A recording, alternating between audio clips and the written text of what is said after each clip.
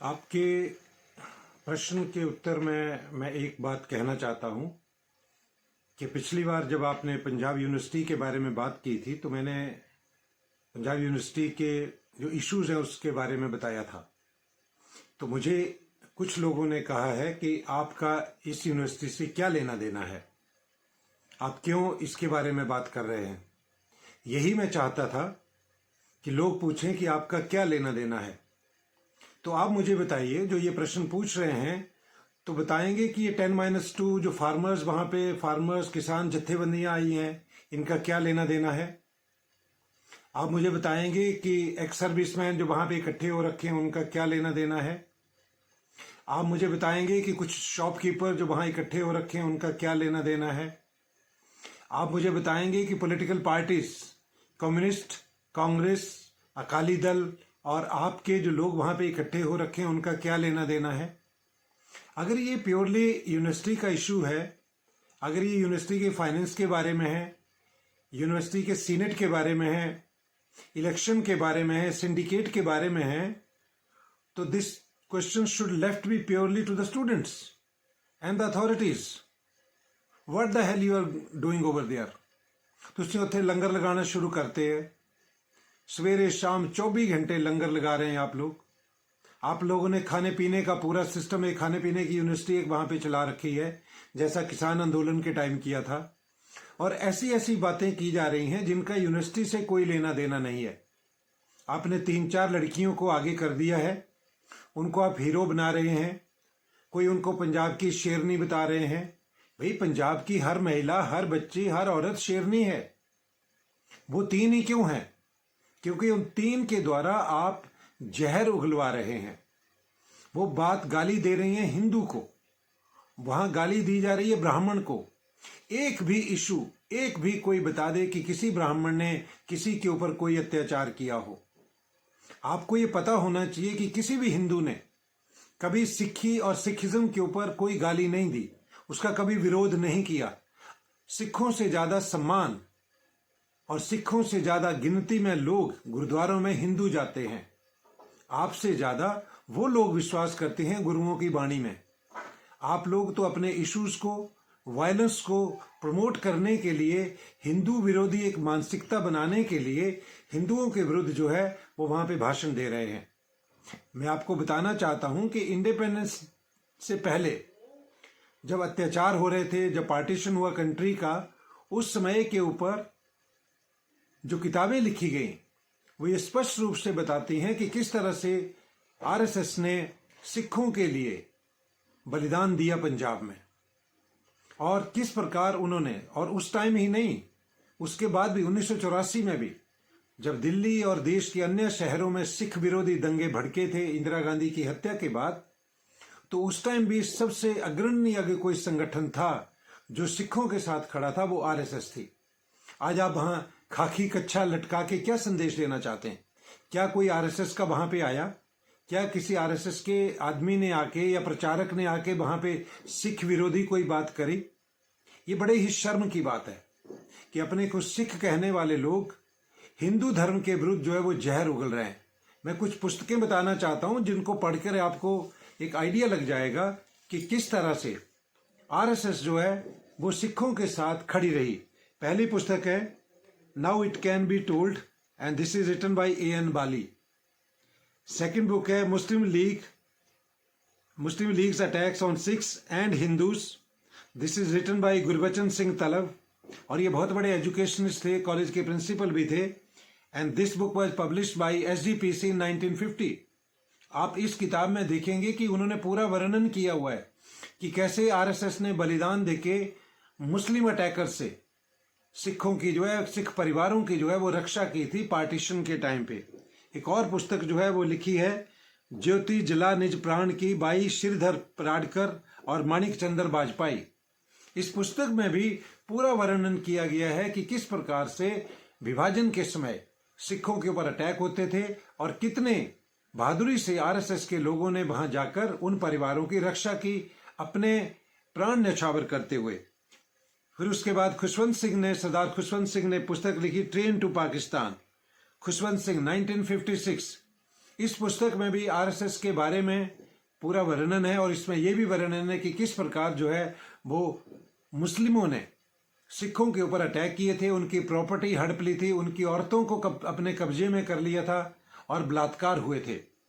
फिर मैं बताना चाहता हूं कि 1980 से 1990 के बीच में इतनी बड़ी हिंसा पंजाब में हुई और उस हिंसा के टाइम भी जो पंजाब के आतंकवादी थे, जो भिंडरावाले के समर्थक थे, उन्होंने आरएसएस को अपना टारगेट किया। अब आरएसएस ही क्यों टारगेट की जाती है? क्या आरएसएस का कोई एक इंस्टेंस आप बताइए मुझे कि जब आरएसएस ने सिखिज्म के विरुद्ध कोई बात बोली हो। मुझे ऐसा कोई इंस्टेंस बताइए जब आरएसएस ने सिखों के विरुद्ध कोई बात की हो। मैं 1984 की बात करना चाहता हूं क्योंकि 1984 मैंने लाइव देखा है। 1984 में मैं एक स्टूडेंट था और हमारे नजदीक 2 सिख परिवार थे और दोनों परिवारों को हमने प्रोटेक्शन दी थी। हमने उनको कहा था कि आप घर से नहीं निकलें, आप जहां भी हैं आप सुरक्षित हैं। जबकि अटैकर्स जो है वहां पे आए थे, पथराव किया गया था, लेकिन हमने उनसे कहा था कि आप घरों से ना निकलें, उनकी सुरक्षा को हम देखेंगे। जबकि पुलिस वहां नहीं थी, उस टाइम आर्मी भी वहां नहीं थी। हमने उन लोगों को वहां से खदेड़ दिया था, सब लोगों ने मिलके, और उन सिख परिवारों को जो भी जरूरत की, निजी जरूरत की जो चीजें थी वो उनको वहां पे उपलब्ध करवाई गई थी, जब तक के पूरी तरह से शांति दिल्ली में नहीं हो गई थी। आप किसके ऊपर इल्जाम लगा रहे हैं? मैं by caste I am also a Brahmin, लेकिन मैं तो कभी सिखिज्म के विरुद्ध नहीं बोलता, मैं कभी किसी जाति के विरुद्ध नहीं बोलता। और ये सच्ची बात है कि कोई भी ब्राह्मण जो है जिसके विरुद्ध इतने इल्जाम लगाए जा रहे हैं, हर एक भाषण में पीयू में जो है वो ब्राह्मणों को अटैक किया जा रहा है, तो उसका मुख्य कारण जो है वो ये है कि पंजाब में कम्युनिस्ट जो हैं, जो कम्युनिस्ट आइडियोलॉजी है वो ग्रास रूट पे स्प्रेड हुई है और उनके लिए, उनकी आइडियोलॉजी के लिए सबसे बड़ा खतरा जो है वो आरएसएस है। क्योंकि आरएसएस देश के बारे में बात करती है, आरएसएस जो है वो हिंदू समाज के संगठन के बारे में बात करती है, आरएसएस जो है वो सिखिज्म को प्रमोट करने की बात करती है।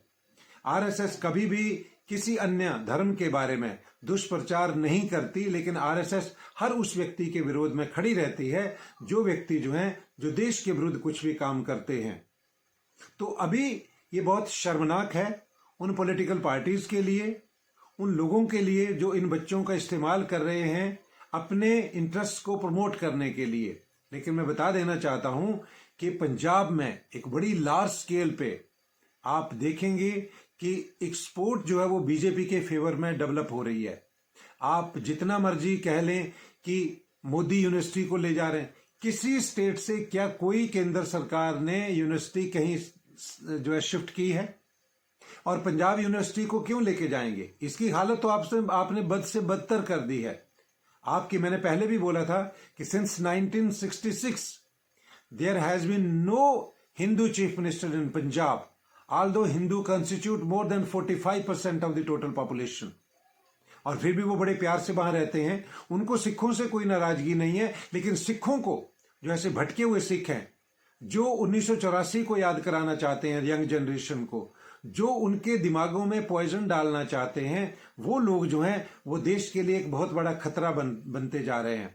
और मैं ये भी कहना चाहता हूं, जो लड़कियां हिंदुओं के विरुद्ध, बार बार मैंने देखा है कि हिंदुओं के विरुद्ध बात की जा रही है, अमित शाह जी के विरुद्ध बात की जा रही है, प्रधानमंत्री मोदी के विरुद्ध बात की जा रही है, और ये कहा जा रहा है कि वो इसको जो है वो हिंदी थोप रहे हैं।